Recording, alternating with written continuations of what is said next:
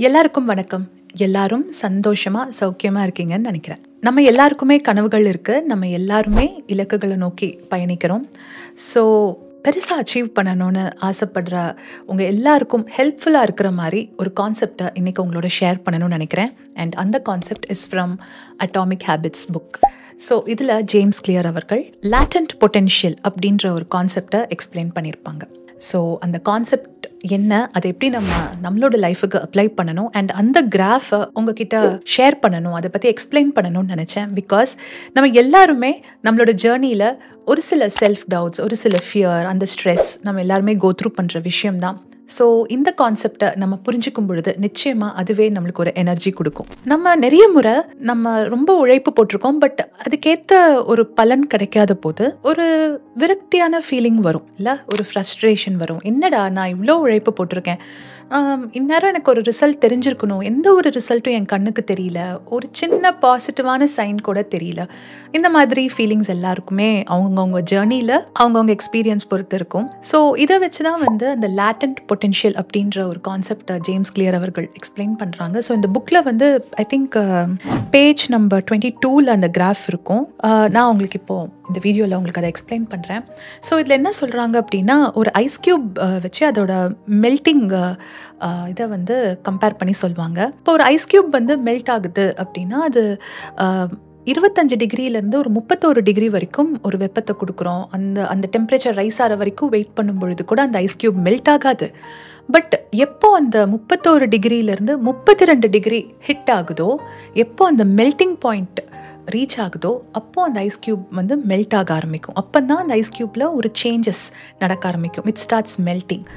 So அதே மாதிரி தான் நம்ம போடுற எஃபர்ட்ஸ் கூட நம்மளோட இலக்குகள் நோக்கி நம்ம பயணிக்கும் பொழுது நம்ம என்னதான் ரொம்ப சின்சியராக வேலை செஞ்சாலும், ஹார்ட் ஒர்க் போட்டாலும், எஃபர்ட்ஸ் போட்டுக்கிட்டே இருந்தாலும் கன்சிஸ்டன்சி பில்ட் ஆகும், மொமெண்டம் பில்ட் ஆகும். பட் ஒரு பீரியட் ஆஃப் டைம் வரைக்கும் நம்மளால் ரிசல்ட்ஸ் பார்க்க முடியாது, ப்ராக்ரஸ்ன்றதை பார்க்க முடியாது. அது அந்த 25 டிகிரிலேருந்து 31 டிகிரி வரைக்கும் போகிற மாதிரி தான். அது எப்போ 31லேருந்து 32 டிகிரிக்கு ஹிட் ஆகுதோ அப்போ தான் நம்மளுக்கு நிறைய சேஞ்சஸ் தெரிய ஆரம்பிக்கும். நம்மளோட போட்ட உழைப்புக்கான எல்லா பலனும் திடீர்னு தெரிய ஆரம்பிச்சிடும். இப்போது இந்த ஸ்டேஜ் தான் இந்த லேட்டன்ட் பொட்டென்ஷியல். இதை நம்ம கிராஸ் பண்ணணும். ஸோ இந்த லேட்டன்ட் பொட்டென்ஷியல்ன்ற கிராஃப் நான் இப்போ உங்களுக்கு ஸ்க்ரீனில் காட்டுறேன்.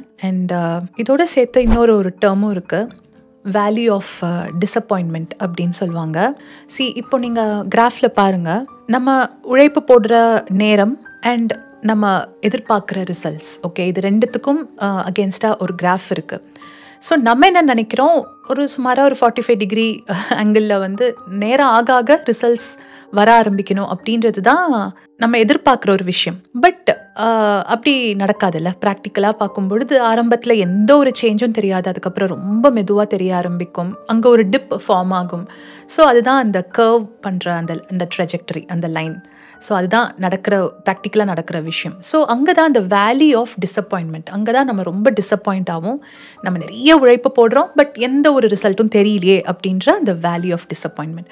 ஸோ இதை நம்ம தாண்டும் பொழுது தான் அந்த லேட்டன்ட் பொட்டென்ஷியலை நம்ம கிராஸ் பண்ணணும். அந்த அந்த அந்த ஏரியாவை நம்ம கிராஸ் பண்ணும் பொழுது தான் நம்ம நினைக்கிற அந்த ரிசல்ட்ஸ் எல்லாமே நம்ம பார்க்க ஆரம்பிப்போம். This is basically there is a time lag between அந்த efforts and achieving results that we want. இப்போது பெருசாக சாதிச்சவங்களா இருக்கட்டும், யார் நம்ம ஒரு ரெஃபரன்ஸ் பாயிண்ட்டாக நம்ம எடுத்துக்கிட்டாலும் அவங்க ஜேர்னியில் கன்சிஸ்டண்ட்டாக இருந்திருப்பாங்க. என்ன நடந்தாலும் அந்த விடாமுயற்சின்னு சொல்கிறாங்கல்ல, ஸோ அதுதான் ஒரு பெரிய கீ ஃபேக்டராக இருக்கும். ஸோ லேட்டன்ட் பொட்டென்ஷியலை ஞாபகம் வச்சுக்கோங்க, அந்த வேல்யூ ஆஃப் டிசப்பாயின்மெண்ட்டை ஞாபகம் வச்சுக்கோங்க.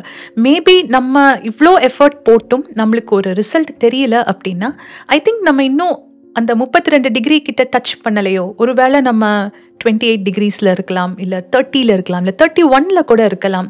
ஸோ இன்னும் கொஞ்சம் காலம் உங்களோட உழைப்பை போட்டுக்கிட்டே இருங்க, நம்பிக்கையோடு போடுங்க. நிச்சயமாக அந்த மெல்ட்டிங் பாயிண்ட், அந்த பாயிண்ட் ரீச் ஆகும் பொழுது நம்ம நினச்ச ரிசல்ட்ஸ் ரொம்பவே பியூட்டிஃபுல்லாக தெரிய ஆரம்பிக்கும்.